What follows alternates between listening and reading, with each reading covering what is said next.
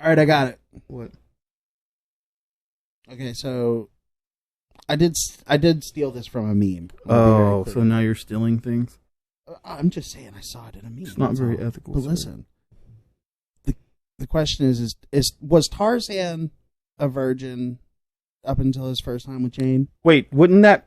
So, the implications would be that he fucked monkeys. Yes. Or tigers. I'm just saying animals. he could have fucked anything. So Clearly he did not fuck another human. You want to know if he had a wolf or like a bear or some kind of boo. Chick on the side. A orangutan on the side. Yeah. What if it wasn't even the same? What he was with gorillas, right? Hold on, wait, Nick. So what if he had? Wait, Nick, I don't know enough about Nick. I don't know. I want to know your thoughts on this. What do you think? What? Do you think Tarzan had a boo thing before Jane? Absolutely. You do? Absolutely. There was definitely like some bestiality going on there? Yeah, you have to assume if that's like, I don't know if that really nature happened. Of animals. I kind of think that the gorillas would probably end up eating the human baby after or something. Yeah, well, you would think that one tasted way better than any of ours. Oh, like, man. You can't. They're animals. You can't judge them for having that kind of opinion. You know. I guess. R.I.P. Harambe. Oh man, but I don't want to think about Tarzan having sex with an animal. I know, right? Like, ugh. Like that's just kind of. But now think about this: how was sex with Tarzan from Jane's perspective? Was he like, you know how lions bite each other on the back and shit? Like, yeah, like was he doing weird stuff? That first time, you know, like you can't. So like he's like we biting her neck. That he was being stuff. gentle. We cannot assume he was being gentle. Isn't that why she's into him? Because he's like, it's all wild. So Tarzan is a kink story. Just through and through. I'm not saying it's any of mine. 100%. No. Mm-mm. I mean, essentially, he's a porno, but yeah. So wouldn't that mean like Jungle Book, like Mowgli probably also fucked? Something. The bare necessities. Oh no! Oh, that puts a whole new meaning to that. No. Oh. You insert sex into a lot of Disney. It either gets really, really sexy or it gets really dark. Weird. Yeah, you know, it gets real weird a lot. And you know which one gets both, like weird and sexy? What? The second you add any kind of sex to The Little Mermaid. Oh, fucking fishes is sexy. No, I'm just saying, like the tentacle porn thing. It's like, nah, I get it. I'd watch it. Listen, Ursula. You want to do something with Ursula. Ursula and the King have some secrets. Okay, I have proof. I have like celebrity, real world reason proof. How so? When Arnold Schwarzenegger banged his maid. Mm-hmm. That's proof? Mm-hmm. That's proof. How is that proof? Because if Arnold Schwarzenegger was banging his maid instead of Mrs. Kennedy, or Miss Kennedy, then, or whatever, his wife, I'm telling you. And the other thing is we are not talking about Beauty and the Beast. I don't want to talk about that. When you add sex to that, it's just a given that it's weird, because it's definitely bestiality. Actually, fun fact. Fun fact. So now we're going to talk about it. Because Belle and her father are not from that town, they're not under the Enchantress's curse. So therefore, like, the whole, like, them finding the castle and stuff like that, and her being able to, like, see through the charade of the beast is because she's not under the curse. She just sees, like, a beastly man. And she's That's like, the theory. I want him to touch my clit. Yeah. You know, at some point, she's more like, I just want to get my hands on his library so I can make that happen. The library, I know damn well if a woman referred to your penis as a library, you'd like it. I know it.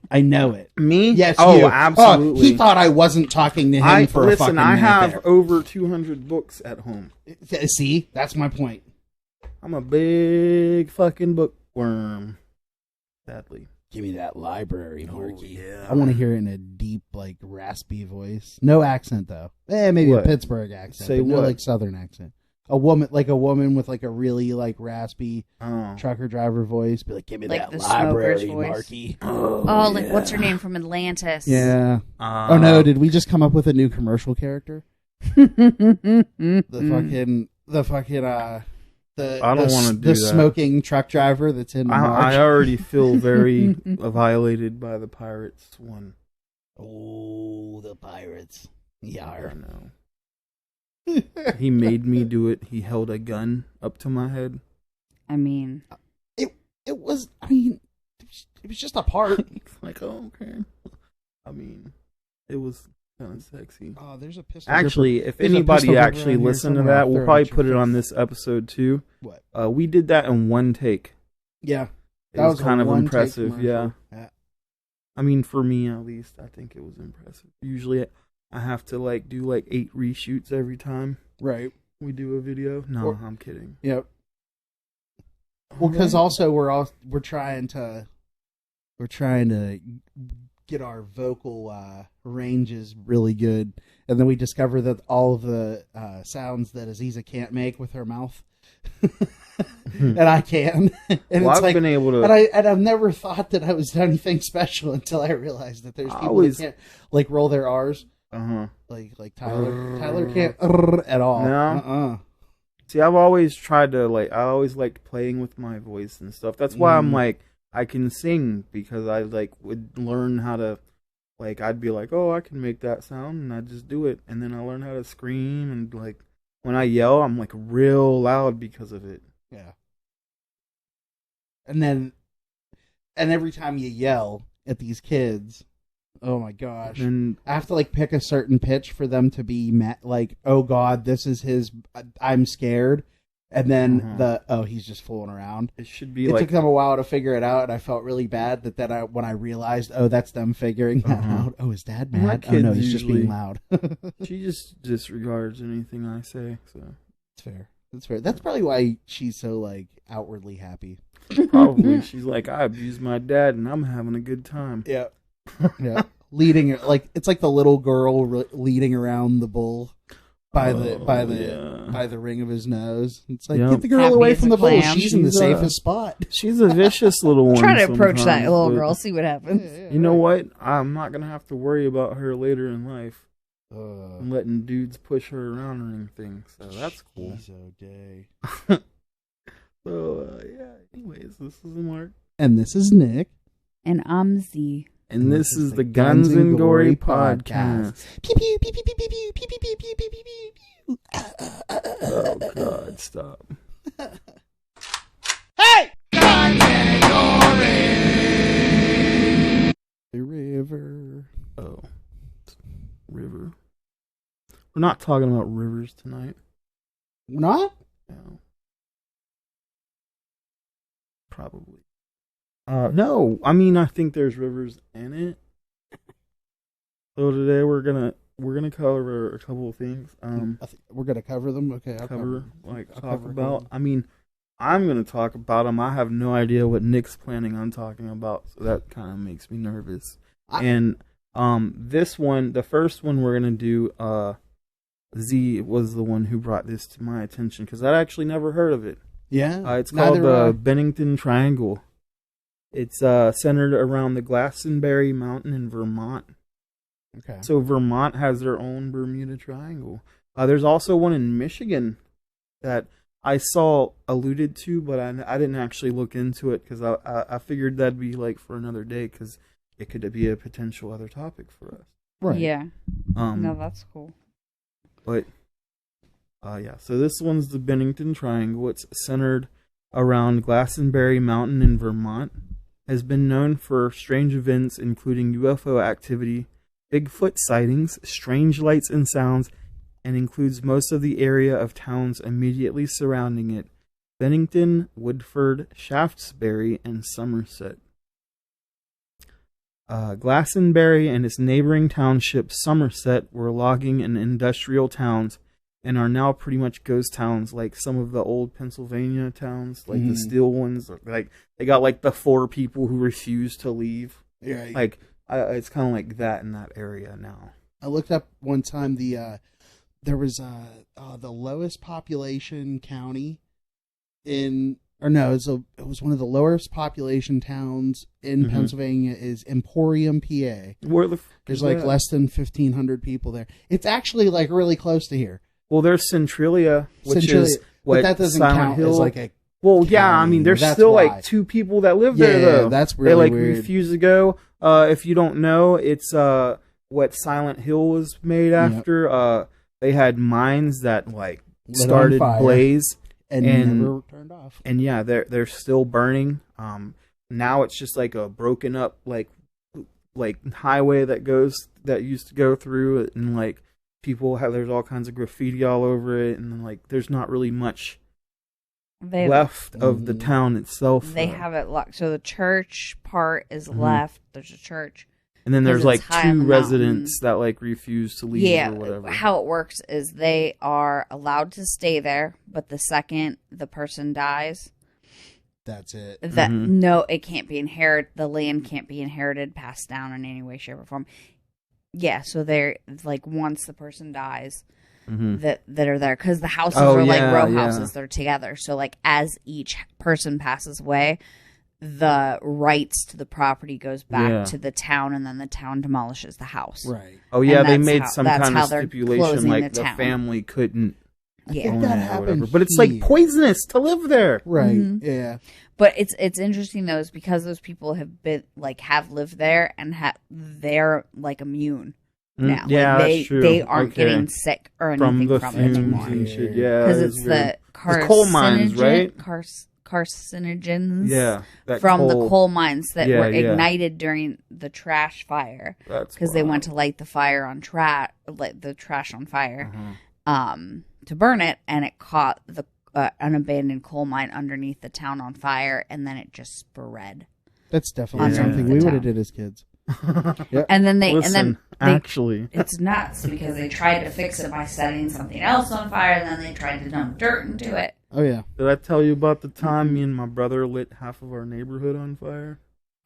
They were like, we lived in this trailer park out in Texas, and there were these like big bushes that like separated the trailer park from like the rest of the houses. It was out in the middle of nowhere, and we set one on fire, and it's in Texas. It's hot. It's dry. So they were like dried out, and it started spreading. And me and Micah we like took off our shirts and like had them wet, and we were just sitting there beating these bushes and like running to this swimming pool like that was like from the people that lived down the street, and was like throwing water on it and everything. Nobody ever noticed anything. Like 4 or 5 of these bushes were just complete ash. And we finally got it after hours. I swear it was hours of fighting this fire. And we go home, for dinner, and my mom's like, "Why do you guys smell like smoke?" And we're like, "Oh, like probably like the neighbor was like lighting a fire," and like we have like these burns all over us and shit. God. It was ridiculous. I was terrified. I was like, I'm going to jail, and I'm only 10 years old. We were bad kids, I think. Yeah. Oh, yeah. Sorry, Mom. Yeah. Texas. Jeez, a day. Okay. He didn't calm down once he came up here. We have just as worse stories. Hold on. I have calmed down over the years. Yeah. I'm not as spontaneous, I suppose. That and the statute of limitation is over. Yeah. Yeah. All right. So the Bennington Triangle is a phrase that American author Joseph A. Citro came up with to describe the part of southwestern Vermont where a handful of people disappeared between 1945 and 1950. Long before there were towns throughout Bennington, and before any disappearances or paranormal activity, the area belonged to the Abenaki tribe. The Abenaki was a part of the Algonquin Nation. We've talked about with the Wendigos, who had their own firm beliefs about the area. They considered the Glastonbury Mountain cursed and used it strictly for burying their dead. It was also believed that their god, Tabaldak, hopefully I got that one right, dwelled at the summit of Glastonbury Mountain. This isn't the only belief set the Abenaki, it's Abenaki or Abenaki, I'm not sure, felt strongly about regarding Glastonbury, though. The wind in this area is volatile depending on the conditions, and this is part of what made the Abenaki believe that the mountain was cursed. Along with the four winds contradicting one another at the summit of the mountain, the Abenaki also believed that there was a man-eating rock that lived there, eager to consume any person who stepped foot upon it. It looks pretty crazy from the topographical map there. Oh yeah, because it's all about around that mountain. Yeah, like you can kind of see how, like when you were talking about the winds, that was right when she pulled up to here, and you can just tell it. Yeah, man. Can you imagine walking through a mountain and like stepping on a rock that eats you? That would suck, right? I'd say so. All right. Unless we're talking about like some labyrinth shit, or not labyrinth. Oz, the talking rocks from Oz. Yeah. Yep. It's just one of those. Just fucking swallows you the fuck up if you're dumb enough to step on it. So the Glastonbury town is actually like not a town anymore. The town it's like inside a ghost, the mountain. It's kind of like a ghost town now, yeah. Because there's a cool website showing the abandoned pictures here of it, which is neat. So not only are there Native Americans that, feel like this place is cursed, for more than 2 centuries, there have also been numerous sightings of a Bigfoot-like creature in the Glastonbury Mountain area that became known as the Bennington Monster. Yeah, I love it. Bigfoot. Always Bigfoot. See, this one... Makes sense, though, right? One of the first reported sightings occurred in the early 1800s when a stagecoach full of passengers was forced to stop on a washed-out road. The stage driver first noticed very large footprints in the mud that was too large to be a human. Then the coach was attacked by a large creature who knocked the vehicle on its side. The frightened passengers could only see a pair of eyes before the monster roared and ran into the forest. Later sightings described the creature as large, hairy black thing standing over 6 feet tall. I couldn't find more stories on this thing. I wanted to. Oh, of sightings of the monster. Yeah. You mean? Yeah, I couldn't find a whole lot of stories, but it's like, I guess it's a thing. There have been stories of people going missing in the area for a long time, including a man named Carol Herrick in 1943. I didn't really come across Herrick much in my studies, and he's not really mentioned amongst the 5 that most places, like most websites and stuff, talk about that went missing. But his body was found, and the cause of death was given, so that's probably why. You ready to hear this fucking shit? Oh boy. Carl was hunting with his cousin Henry 16 kilometers northeast of Glastonbury Mountain, which lies at the center of the triangle. The pair got separated and Henry contacted authorities to look for him. After a few days, searchers found Herrick's body. His gun was nearby with no bullets discharged. The autopsy determined that the cause of death was squeezing. His ribs had punctured his lung. Squeezing. Yep.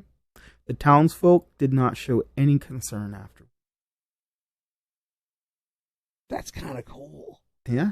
I don't know. So they apparently, experts say, the townsfolk say, he was must have been squeezed by a bear. Yeah. There are bears in this wilderness. Bears don't squeeze you to but, death. yeah. That's not what they do. I hug him, I squeeze him, I call him George. But you know what might? A big fucking monkey thing in the goddamn forest. You know? A humanoid creature. Yeah. A humanoid creature. See, that's what makes it sound Nick more...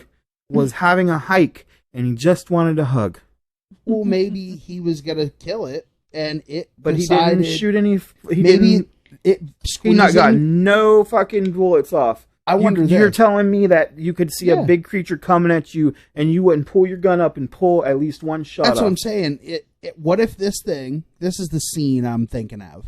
Is this thing encounters this man closely, That's why there's no bullets went off. Was it an intimate encounter? I wouldn't call it an intimate encounter, but I It could was have been. willing to go What down if it that was direction. a sexy lady Bigfoot? What if they couldn't agree on who was the top and who was the bottom? Dear Lord, that's where that route went with me. But anyway, so this thing had to have been startled by it, and I'm willing to bet. So it went, let me hug you. I'm willing to bet. No, listen, hear me out. I'm willing to bet that this thing has encountered so many humans in its lifetime that squeezing a human to death is probably the quickest and quietest way it's discovered to kill us.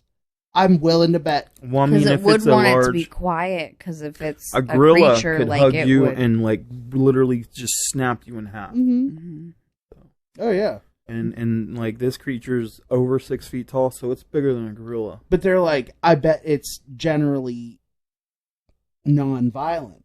I mean, 'Cause yeah, doesn't well, that that's the seem thing. like a very non-violent way So to good not And a get resolution. Bigfoot Yeah. is like very well known to be non-violent. He tries to avoid things, but this is the thing. I read about a variant of Bigfoot in Vietnam. They're called like rock throwing apes or something like that. Mhm.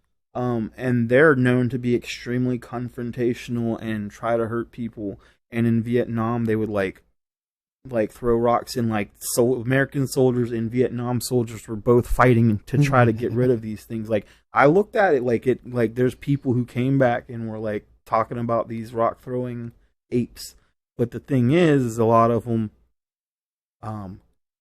started using some kind of opioid while they were there, like opium or something, and like I think 70% were addicted by the time they went home. So like you don't know, they also were getting pumped full of amphetamines and stuff like that. So you don't know if like they actually saw this shit or if it just was like fabricated. Manifested. But as, a like group so delusion. not all Bigfoots are gonna be, shy and try to stay away from Yeah. people. That's what it seems, though. The ones in North America, Yeah, and yes, whatnot, seem yes. to be Our portrayed as, it's like our kinda Bigfoot, gentle, the North but not American really. Bigfoot, yes. Mhm. They're gentle. They don't want to cause any problems. They stay away from people unless you go in their domain 'Cause in this the motherfucker national got forest. Squeezed. Yeah. Squeezed. You know how bad that would hurt to die that way? He just wanted a hug. Yeah. Harry and the Hendersons, he just wanted a hug. Yep. Leave Harry. That's what it reminds me. You know, what reminds me of two movies come to mind. What we were just talking about is one, Honey, I Blew Up the Kids. Mm-hmm. When he starts grabbing onto his dad, he's like, it's poor Rick Moranis. And then remember the movie Congo? Yeah. That Dude, movie that tripped movie. me out as a Oh, kid. me too. Isn't that the It made me- snake one? No, They're that's the white, Anaconda was creepy- right. Yeah. Congo had They're like ape things. Tim Curry in it. Yeah. And they were- that's the yeah. one you made me to watch. Yeah. That's yeah, right. you remember yeah. now? Yeah. That Mhm. was a wild movie. That made me not want to go be an explorer. I Like, mean, that's I- what killed the Indiana Jones in me. Yeah, It was yeah. like, oh yeah, I don't want my I have face to eaten see off by these those things. fucking things. No, I'm good. They were creepy looking too. Mhm. They look like zombie gorilla Mhm. thingies. Oh no, they had like herpes all around their eyes and shit. It was Yeah, terrible. I mean, it was yeah. great special effects. That reminded I'm not, me- I'm not talking shit. We're like I'm not going talking way shit. off topic. We'll get back there though. That reminds me, I was reading something about like they think like I think it's like not South America, maybe in Africa somewhere. They're like pygmy, like little The us. They're like Yeah, pygmy humanoid, yeah. Oh yeah, And there's like pygmy I people keep all over the seeing place. stuff about them, Oh, yeah. like it did, like I mean, so they existed at some point, I believe, and like there were little like smaller, humans. not Homo Dwarf-like. sapien, but like like there was the Cro-Mags, and then there were the fucking goddamn, why can't Neanderthal. Neanderthals. So like, and there were others, the Different like evolutions Devonians or of whatever. the human. Yeah. So like, What is it? are these out there? This is what I think of it, Mark. Is there's proof that there were little people, Mm-hmm. and that there's proof that There's there were fucking big hobbits, people, bro. Right? There are fucking hobbits out there. Right. I There's want proof- to meet a fucking hobbit. But Mark, I want to pet him and have third lunch with him. I understand that. But What listen, about there's proof that Levensies? there's proof that there's the little people, and there's proof that there's the big people. Yeah. Right. We hear about the giants. Yeah. We hear about the little people. Yeah, we actually. wanna know- You know you wanna what? know We what that's should proof cover of? giants and little people at some point. Right. But you know what this proof of? That mediums reign supreme. Up here. You mean Yeah. extra medium? Extra medium, I mean. I'm extra medium. Extra medium. Should we Strong just come up extra with medium. a new sticker idea? I don't. I we prefer, haven't made any. I prefer the stickers term in a while. extra medium.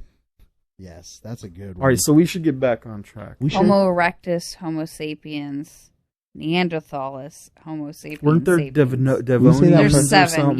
yeah. Like Dryo, I went on a real big deep dive into Theseus. this one day. Ramopithecus, Mhm. Austrio. And then they're still finding. What's the other one? What's that first one you said? What was that first one you said? Dryo. No. Homo what? Erectus. Ooh, I like hearing her say Oh, that. wow. Between 1945 and 1950, 5 more people disappeared in the area surrounding Bennington, Vermont. Midi Rivers. So you said 5 people. See, 5. Mm-hmm. So we're going to talk about these 5 people. Okay. I have predictions. I'm feeling like Me too. like 3 out of 5 is we'll going talk about to it. be We'll a talk genuine about it. accident. That's just We'll my talk guess, about but it. Yeah. let's see. Also, I read something, and it said like there were like mines or whatever in that area. So like there's like crevices that people could fall down. Crevasses. Crevasses. Oh, that's a good one. So like we'll talk about it when the time comes. Yes, when the time comes. The crevasses. So Midi Rivers. What kind of name is Midi? Do you think that's a guy or girl? Nickname? I think it's a man. 45, hunting. It's a man. Fuck you. I was trying. All right, so I thought this was a female. I thought this was For a real? fucking female until I read that they said something to their like son-in-law, and then I was like, oh, okay, because Midi, like, that's a weird name. Mm-hmm. So the first disappearance occurred on November 12th, 1945. When 74-year-old Midi Rivers disappeared while out hunting. So this guy, he knows the lay of the land. He's been out there for years. There's no reason this guy should be disappearing. Midi was on a weekend hunting trip with 4 other hunters up in the mountains. On November 12th, 1945, in the morning, Midi and his son-in-law Joe were walking together before reaching a fork. They separated, and Midi told them that he would only be going a short distance before he would join them at camp for lunch. As 3 p.m. had come and gone, the rest of the hunting party would begin searching before getting authorities. A large search was conducted, but the only evidence discovered was a single rifle cartridge that was found in a stream. The speculation was that Rivers had leaned over and the cartridge had dropped out of his pocket into the water. Oh. So his whole thing, yeah. He's an experienced outdoorsman. He was very familiar with the local area. It was a spent rifle cartridge. Oh, So no, it shot. wasn't. It was not. Found It was a spent rifle cartridge. No, it was not. The same type he used. I swear it wasn't. Okay. Well, we might have to Conflicting. double check that. The But fucking. I thought it was. conflicting information. It just had. It like, was undone. It was Yeah, just no, it fell out of his There's pocket. so many people that It would was think spent. that that's irrelevant information, and I know and it it's might not. it might be, but I It's feel like not. it isn't. It is not. We might have to check that out real quick. Yeah, fact check because I Yeah, have. and then I'll continue. When you were first starting to tell the story, I was just thinking to myself, 74-year-old dude, he's probably just like wandered off and was like, you know what? I'm going to sit down, rest. And then he died and maybe like rolled down a hill, something like that. I don't know. Like that's what I was thinking of. But then when you said like, or maybe he offed himself, but then at the same time, wouldn't they find his body? there's, yeah, you'd find there's there's not always evidence of that, but like, yeah, I think they'd find more than that if they found a shell casing. Yeah. Except in a stream, a shell casing. See, like I said, a full cartridge they thought might they not go as far. their reasoning on it was he bent over and it fell out of his pocket or something. That's what I thought. But if it was a spent cartridge, then that says something. It still makes sense for it to be in his pocket, though. Yes, because everybody, reloading his. All right. While she's looking that up, the next one is Paula Weldon. Paula was 18 and disappeared on December 1st, 1946. Weldon was a sophomore at Bennington College and went on a hike on the long trail. Multiple people saw her leave She was not wearing a jacket during her journey. It was 50 degrees Fahrenheit outside, later dropping to 9 degrees Fahrenheit. Weldon was supposedly seen on the trail by an elderly couple who were behind her. According to them, she turned a corner in the trail, and when they reached the same corner, she had disappeared. There was a large search and a $5,000 reward. There was even help from the FBI, but no evidence of her was ever found. Weldon's disappearance was the inspiration for the 1951 novel Hangsman by Shirley Johnson. So, like... How old was she again? 18. Okay. Like fresh college, right? Mm-hmm. Yeah, she was a sophomore in college. 18. Walking around in 50-degree weather with no coat on. But, I mean, maybe she's just a dumb kid. I don't know. I have a story from a guy who supposedly gave her directions before she disappeared. Ooh. So, Okay. Louis Knapp saw a girl in a red parka and decided to stop.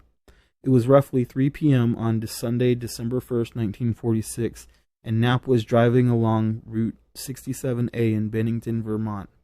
A building contractor by trade, he was headed for home a few miles away. He asked the girl where she was going.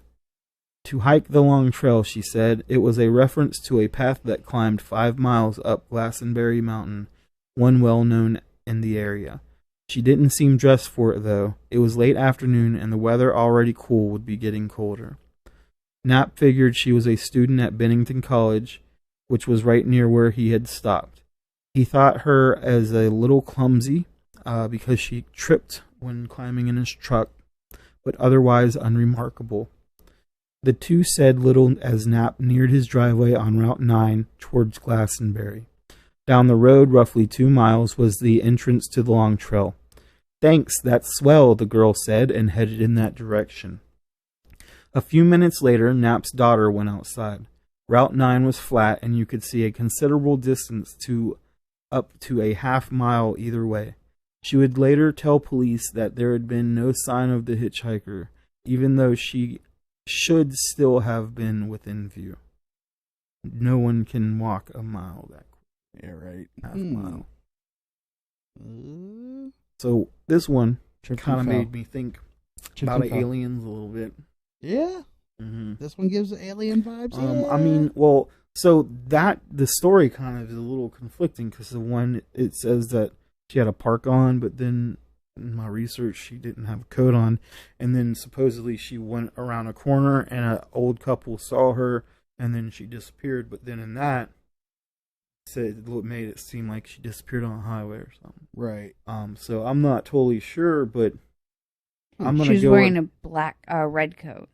parka. It was like a parka. Yeah, red, bright red, because they're all Well, I guess a wearing red. parka and a coat are two definitely different things. So. Parka is Because That's Mitty how was light- also wearing a bright red coat. Yeah, yes. Did you find out if... I'm reading the original Okay. clippings okay. now to find the report. Thanks, Direct reporting. that's swell. So I'm almost there. these darn fact checkers. Mm-hmm. James Tedford, a veteran, went missing on December 1st, 1949, 3 years to the day after Paula Weldon was last seen. Tedford lived at the Bennington Soldiers' Home and had been in St. Albans visiting relatives, and someone went with him to the local bus station, which was the last location he was seen. Hmm. According to witnesses, Tedford got on the bus and was still on the bus at the last stop before Bennington. Somewhere between the last stop and Bennington, he vanished. His stuff was still in the luggage rack, and an open bus timetable was on his vacant seat. The popular belief is that he vanished into thin air while on the bus, but like many missing persons stories, there's a gap between when he was last seen and when he was reporting missing a week or so later. There's enough evidence to suggest he didn't dematerialize, even though no trace of him was ever found. How the fuck do you explain that one? There's a lot of people that go missing in. So he has PTSD and he's just like wandering out in the woods, just... I mean, Yeah, maybe. that's possible, but I don't know. Maybe he just didn't like I don't know. There's a lot of like personal shit that you want to ask in these situations because it's like you add a bad home life or argument with a relative or something. That's any true. of this shit, you don't know like those kind of details. All of a sudden, this place is just the place these people went to be last seen and fucking bail. Yeah, yeah. And I don't. You know what? I don't like condone it. I think it's shitty. But like people do it. That, it's like there's proof that people do. There's a guy that I used to work with recently. Everybody was like, "Oh, he's missing," and then he showed up. And from what I heard, it's because he wanted to be missing. Like he didn't want, like he went to L.A. or something, and he just was like, "I'm just gonna not tell anybody." Yeah. And then he popped back up, and everybody was like, "Oh." No, I mean, I don't know that for a fact, but right, because every time we just left and went somewhere, no give a fuck. Yeah, like, I could go and be gone for like a week, and then people would be like, "Okay, where's Mark?" Where'd Mark go? It's like, oh, have you heard from Mark? He's just in the woods somewhere, probably. Pissed off because he's sweating. I would think that you were stuck in your basement playing something that you found. Like my basement stairs broke, and I'm just stuck down there. My phone's like upstairs. But you found like an old Xbox, like an original Xbox and a small TV. So you've just been like playing, powering through in the Fable. back room. I'm like, yep. Oh my god, high score. If you ever go missing, I'm going to tell people he's chasing down giant dicks in the back rooms. Spyro. In the back rooms. Actually, I didn't like Spyro. I was all about Duke Nukem. Duke Nukem on the Sega Genesis 32X. Okay, I got the one last person. What you got? Yep. On December 12th, 1950, Paul Jepson, who was 8, had accompanied his mother in their truck. She left her son unattended for about an hour while she fed some pigs. When she returned, her son was nowhere to be seen.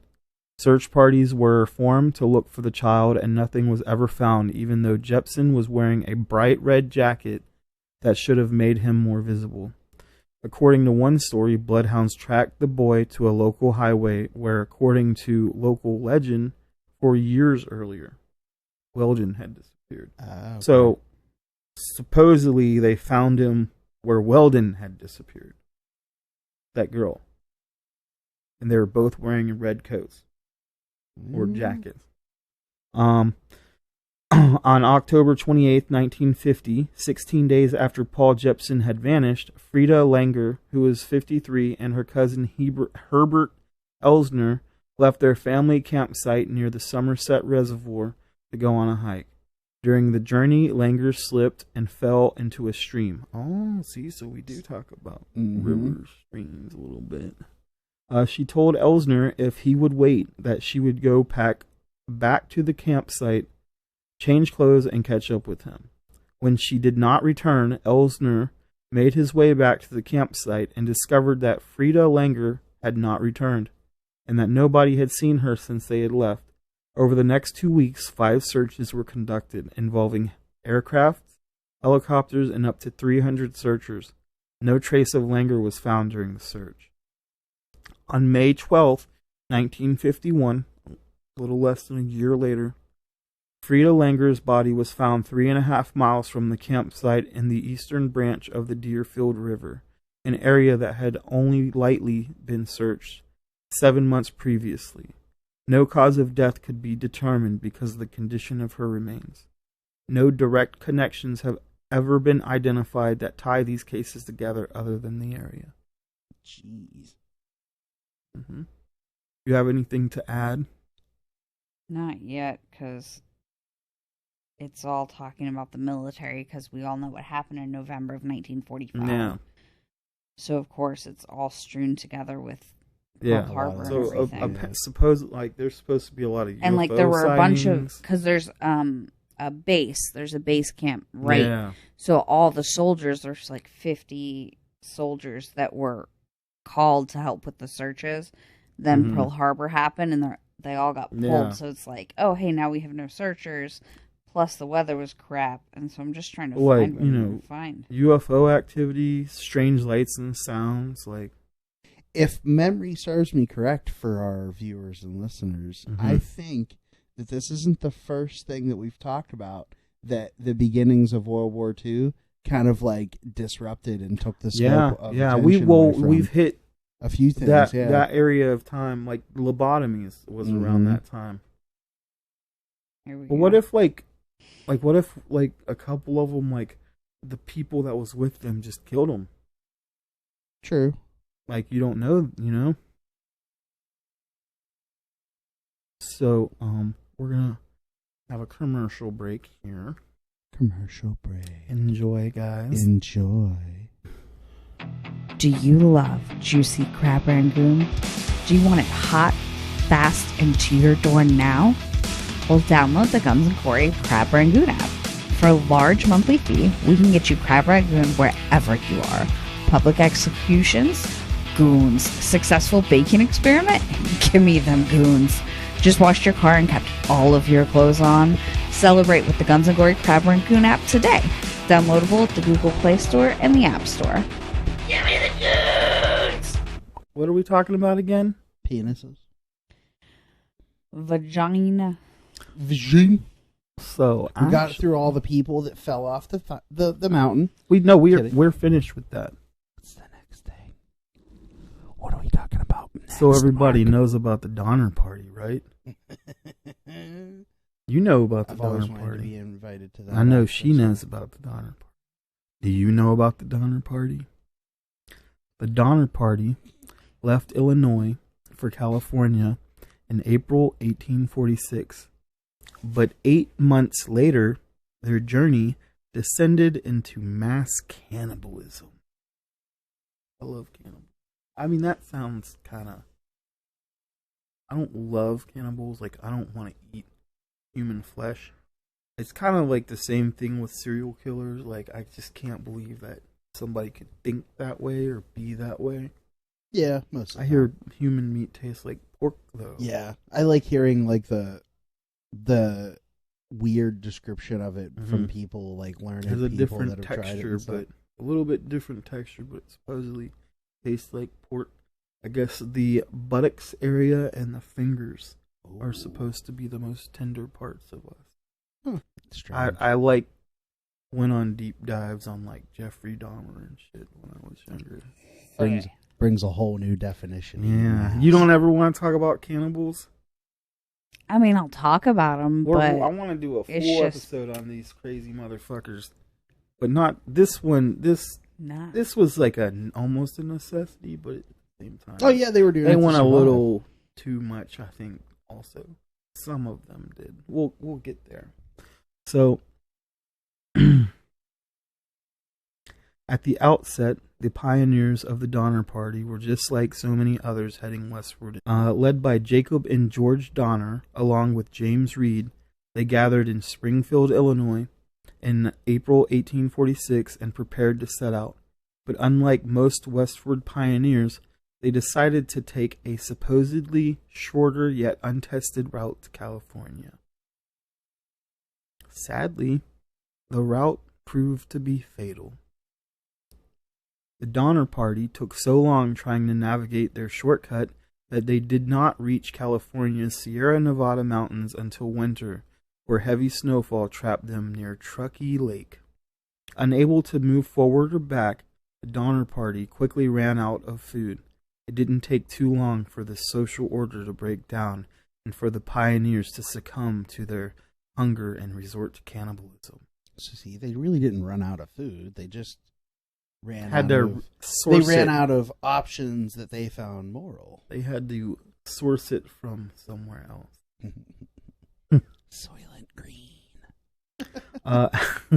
After a stop in Independence, Missouri to buy provisions and gather the full group, the Donner Party headed west on May 12, 1846, led by two brothers, Jacob and George Donner, and an Irish businessman named George Reed. The party of 87 pioneers included men, women, and many young children. By then, they had already made the deadly mistake, and I swear this is the reason I died every single time on Oregon Trail. Mm-hmm. They left too late. Yep. I'd either leave too late or I'd like wait too long because I needed people to heal, and then bam, you're dead. Dysentery. You died. Dysentery. You have died of dysentery. You've lost a leg. We have the handheld version of it. Oh, She's played it a nice. couple times. That's great. Pioneers like them were supposed to follow a rigid schedule, leaving in late April, to ensure that their pack animals had enough grass to eat during the journey before the coldest months arrived. Leaving any later than mid-April meant risking that they'd be still traveling come winter. I am beginning to feel alarmed at the tardiness of our movements, one member of the party, Edwin Bryant, wrote, and fearful that winter will find us in the snowy mountains of California. He was right. Mm-hmm. Probably, I wonder if he died. I mean, I guess not if there's such a journal still exists, right? He ate a man, and we're listening to his story. What the no. I mean, there's that Children. Japanese dude. Probably aware of their late start, the pioneers decided to take a shortcut called the Hastings Cutoff. Though most wagon trains loop north through Iowa, a guidebook author named Langsford Hastings suggested a more direct route existed. Naturally, he named the route after himself. But there was one problem. Hastings had never actually explored his own route.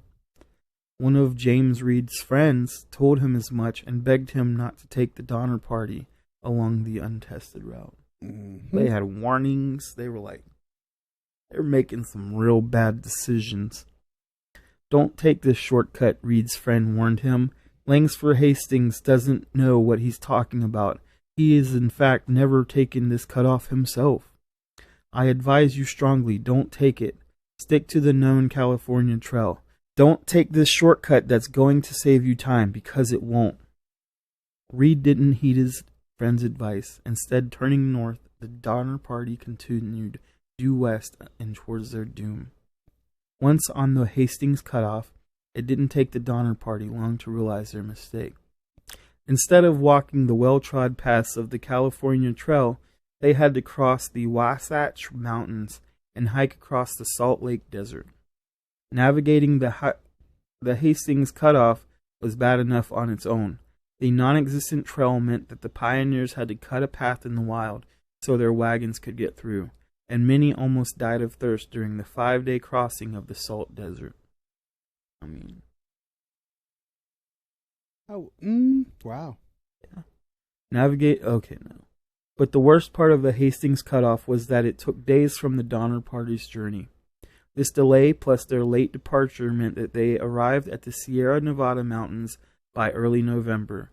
If they had left maybe a week earlier, they probably would have been fine, but instead they hit a blizzard. All I could see was snow everywhere, one Donner Party survivor later wrote. I shouted at the top of my voice. Suddenly here and there, all about me, heads popped through the snow. The scene was not unlike what one might imagine at a resurrection when people rise out of the earth. Ooh. The terror amounted to panic. The mutes were lost, the cattle strayed away, and further progress rendered impossible. At this point, the Donner Party only had 100 miles to go. But with the snowdrifts as tall as 25 feet, it was impossible to move forward. Instead, they set up camp at Truckee Lake, and they hoped to survive the long, cold winter. Because they'd already used up most of their rations on the journey, they first killed their pack animals to be able to eat. To stretch out the meal, they sucked on bone marrow and tried to make an edible paste out of the animal hides. Next, the Donner Party killed field mice. Okay. Yeah. I mean, They did No. put in their effort, I guess. Not Yeah. much meat there, but no. You think they just eat it, bones and all? yes, Fucking. Oh, yeah, absolutely. they probably didn't even cook anything. Would you put on some, I feel like they some might Donner have. Party stuff? Yeah, He's been talking about Donner Party, and you've been a back on this. because I can't find I know you can't find that conclusive answer. evidence because it's all the stuff's reporting one thing or the other. Then they killed and devoured their dogs. With no more animals to eat, the pioneers chewed on pine cones and tree bark. It wasn't enough, and it didn't escape anyone's attention that the bodies of those who had passed had buried in a snowbank. Keeping fresh. Mm-hmm. Diaries and letters written by the Donner Party survivors make it clear. The pioneers succumbed to their hunger. Deep in their desperate winter, the Donner Party's cannibalism began. In one account, a young woman named Sarah Murphy Foster had hardly begun mourning her brother Lemuel when she realized that the other pioneers were eating his heart. In another, Patrick Breen recorded in his diary that Miss Murphy said here yesterday they thought she would commence on Milt and eat him. I don't think she has done so yet. It is distressing. And when wolves began to sniff around the snow-bound graves of the dead pioneers, one pioneer wrote in her diary, "Perhaps God sent the wolves to show Miss Murphy and also Mrs. Graves where to get sustenance for their departed little ones. Was it culpable or cannibalistic to seek and use the only life-saving means left them?" Ooh. When it came to the Donner Party's cannibalism, members were nevertheless determined to only eat people who had already died, but there were two exemptions. On December 16th, a group of the strongest members of the Donner Party decided they'd try to get help. Their party, later called Forlorn Hope, included two Native Americans named Salvador and Lewis. The Native Americans had joined up with the Donner Party shortly before the blizzard trapped everyone in the Sierra Nevadas. They set out with the pioneers in December, hoping to rescue. But after days on the march, the Forlorn Hope party found nothing but more snow, and they, already starving, began to get hungry. Sometime during the night of the 4th, the Indians left them, no doubt fearful to remain lest they may be sacrificed for food, explained Joe Sinclair, a California who published a report on the Donner Party. Lewis and Salvador were right to flee. The pioneers quickly followed their trail in the snow. Once they found the Native Americans collapsed in exhaustion, they killed them. Donner Party William Foster shot them both in the head. Then they were chopped up, cooked, and eaten by the others. That was the only time the Donner Party killed someone to eat. Jeez, a day. They just hunted those motherfuckers down and just said... Reminds me of that part from Hateful Eight. Or not Hateful Eight. Yeah, Hateful Eight. Yeah. I know what you're talking about. The part with Samuel Jackson's character and the dude out in the snow. Mm-hmm. Like, yeah. When I saw that scene, I was like, oh, I forgot shit like that. It's the blood splatter in the snow. Other Donner Party cannibalism stories emphasize that they only ate people who were already dead. But although their journey was horrific, the Forlorn Hope Party did succeed in their goal. After a month, they stumbled onto a ranch in California and alerted the world to the horror unfolding in the mountains. In all, it took 4 relief teams 2 months to rescue survivors of the Donner Party, and each relief team brought back harrowing stories about the Donner Party cannibalism. One man described seeing a revolting and appalling spectacle at Truckee Lake that included human skeletons in every variety of mutilation. Another account claimed to have seen children sitting upon a log with their faces stained with blood, devouring the half-roasted liver and heart of their father. The account went on to describe that hair, bones, skulls, and fragments of half-consumed limbs around the fire. And one rescue party insisted that they'd seen a survivor, John Baptiste Trudeau, holding a human leg when they arrived at Truckee Lake. But the worst was probably John Baptiste Trudeau. Trudeau himself later admitted to the cannibalism in a conversation with H.A. Wise, who published one account of the tragedy. Trudeau confessed to eating both John Donner and his 4-year-old son. Wise said that Trudeau told him, "I ate baby raw, stewed some of Jake, and roasted his head. Not good meat. Tastes like sheep with the rot. But sir, very hungry, eat anything."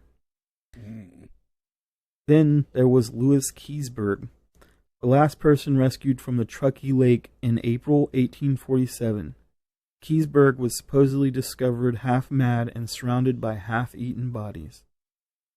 Other party members remember Keseberg, a German immigrant, as short-tempered and often cruel to his young wife. Rumors spread that he once comforted a young boy, only to kill him, hang him in his cabin, and later eat him. Ew. That's I've heard of that one before. Okay. Yeah. Wow, I was like, why do I have deja vu about that? Yeah, I remember he later, he probably consumed brain matter. Because that's why we shouldn't eat each other, is like, that was like, I don't know, that's always been the science behind it to me. Really? It's like, eating each other's brain matter is not good. Because it messes with our It'll chemistry. give you, it'll give you neurological issues. I mean, And probably. so that could be part of that madness a little bit, like weird shit. Because it's like, there's a secretion or something An that our brains enzyme put or on. something. Yeah. So. Go ahead. No, you have more. Yeah. So. Pretty much all I have really left is there were as many as 21 people were eaten during this whole. And it's a weird area too. Mm-hmm. It's a weird area. Well, Sierra Nevadas, there's Bigfoot sightings there. Oh, constantly. Yeah. They're lucky it was winter, or they would have probably gotten hugged to death. So what I find absolutely hilarious Mm-hmm. is where the Donner Party like primarily happened. Mm-hmm. There are now lunch benches there. Yep. And that is an amazing feeling to just like Go eat lunch where let's they go ate eat lunch a bunch where- of bodies. like where a kid ate his own dad. Yep. It's cute. I'm going to pass on that one. You're Thanks. pass. Blood. I see, like some of those accounts, they seem like a little too outlandish. Well, the other But thing is, it was gruesome. It was fucking terrible. Did you ever see the movie Green Inferno? No. Oh, that's a good one. Eli Roth. Did I make you go to the movies to see that with me? yes, Yeah. almost as bad as Cannibal Holocaust. Oh, yeah. I've never actually Yeah. seen Cannibal Holocaust. It's garbage. I mean, I know really, about it. It's really good. You should watch it. Garbage. Like, you should. I have never it under got your belt. around to it. I guess. Cannibal Holocaust is not so. Nope. I feel like for anybody that listens to this podcast, though, like Cannibal Holocaust is either a yes or a no. Yeah. It shouldn't be anything down the middle, but who knows? All the alien shit going on right now too, with all this Dude, stuff. I'm It's like it telling makes you. it all I increase. said that overnight. the last episode. Like, there's a whole bunch of aliens always pop up. Telling you, Mhm. we're gonna find out about aliens soon. And, like, Nothing aliens about the Donner Party though. No, they just no, fucking they're eat just each other. terrible. Seem Like, like now it makes aliens you would wonder, be where the like, fuck were the aliens? aliens would be like, why? Were they just watching? This is why we're not part of some Yeah. galactic republic. This is why nobody Because else of wants to shit play like with us. this, us Yeah. killing each other, fucking circumcise our wieners, and fucking mutilate our bodies, put tattoos and holes through our skin. Like, they're This like, is why we dude, don't have what the lightsabers. fuck? This is why we don't have lightsabers. Like, we're gonna stay away. We're gonna watch them like a zoo, but we're gonna stay the fuck away because they're gonna try to eat us. Oh yeah. And you know what? The Jim Bob out in fucking Kentucky probably would fucking shoot that motherfucker and see like, I wonder how he tastes on the grill. Maybe. Man. I don't know. I'm not trying to like. I don't want to be like patient zero, you know? Yeah, Like I don't want that's to eat true. an Like that's alien how and then- you end up with a zombie infestation is eating alien flesh. Yeah, like I'm smart enough to know that, but I'm also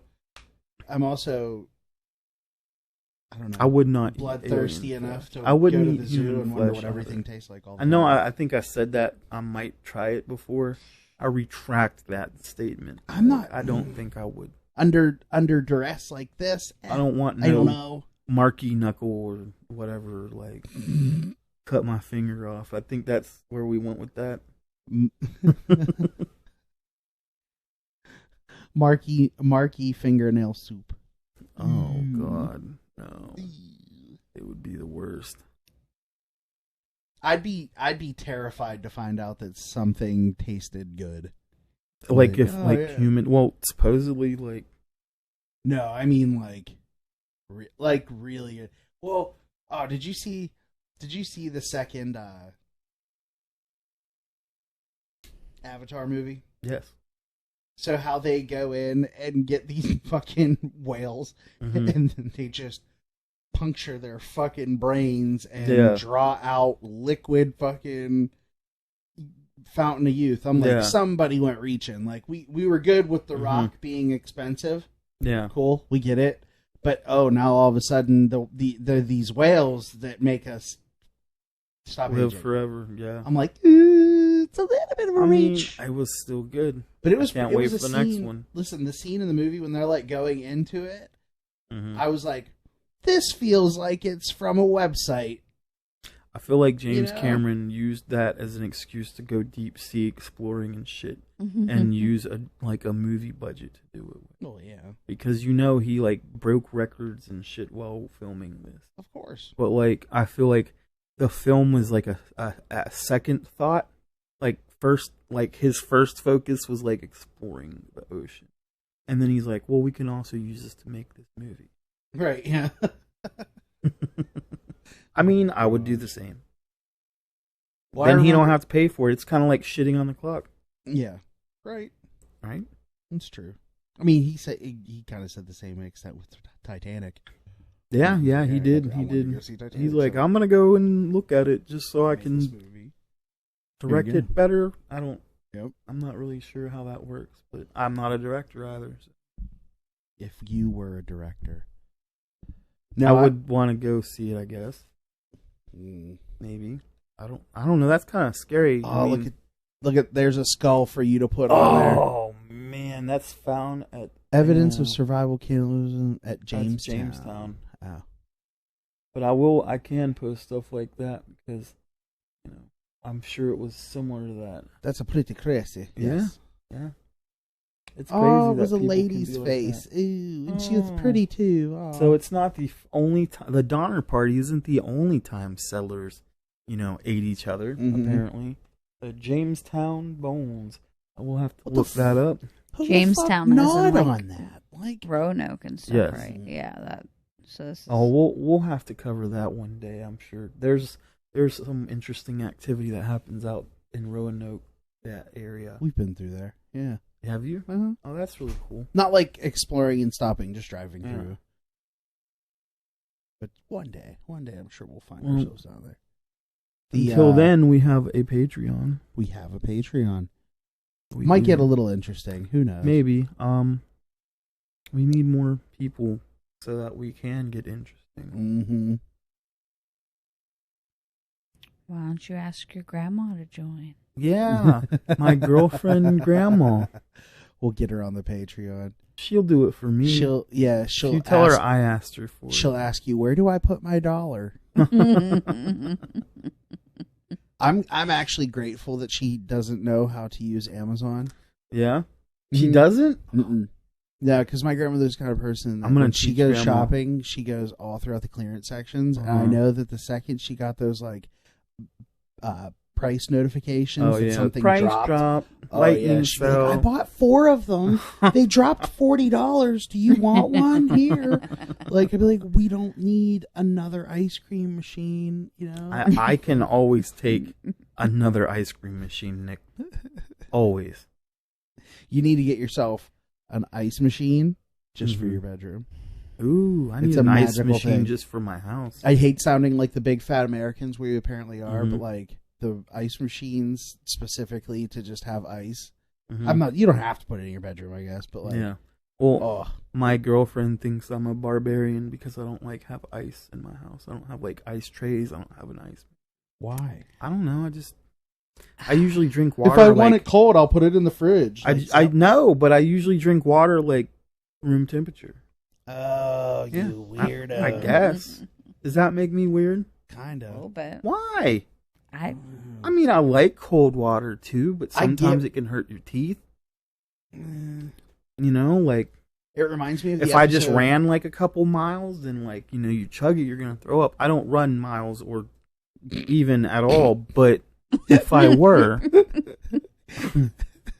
He's seen a dude named Miles take a jog or two. yeah, like I'm that's gonna about need it. Like, some like room temperature water so I don't throw up from the exertion. it reminds me of the episode of Big Bang Theory where they introduced Amy Farrah Fowler, and she asks for tepid room temperature water. I'm like, but then I learned back when that episode came out, that's when I learned why people prefer, and I'm like, it's still weird. Wait, just because it makes sense, like the science behind it, because your body, some people get uncomfortable drinking cold water because it makes their body kick in, and and that makes people uncomfortable. So cramps my stomach sometimes. I've never had that problem. So the other day I read an article where this lady got water poisoning and died after drinking two bottles, like normal bottles of water. That's weird. It was 2, maybe it was 4, but even then, like, I can drink 4 bottles of water. Now I'm scared I'm just gonna randomly fucking poison myself. It's something, isn't it something hydros? Mm-hmm. Something, where you have too much water poisoning. You start like getting all sweaty. I've had that, but it wasn't like I didn't die. Obviously, I've had the meat sweats. Yeah, me too. Meat sweats. Yeah. I went to the Brazilian steakhouse. Yep, you go to an all-you-can-eat buffet. You start packing it in. After you pay that bill, you take your last sip. Boy, oh boy, shove all that meat. The guys loved it because the half hour it took me to take a shit after we ate there, they sat outside and smoked and chewed the fat and shit. Yeah. While Nick was passing an entire child's worth of meat through them. You know. Oh. I didn't close the place. You know. Mm-hmm. I mean, that's a good. Didn't break the toilet. I didn't flood it. I've read of like there's like toilets. Certain like people have gotten kicked out of buffets for sitting there and eating too much or too long. Jeez, I just get bored.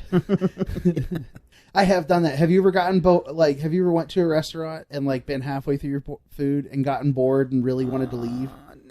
No. Yeah. I don't do it like depends. with the kids doing family stuff. Like I'll do it with like maybe if we got like a couple of them, but like out with people, it's like sometimes we'll just be like, oh, I'm so bored. There's like I just want to go home. Mm-hmm. Yeah. It's not like I just want to go home.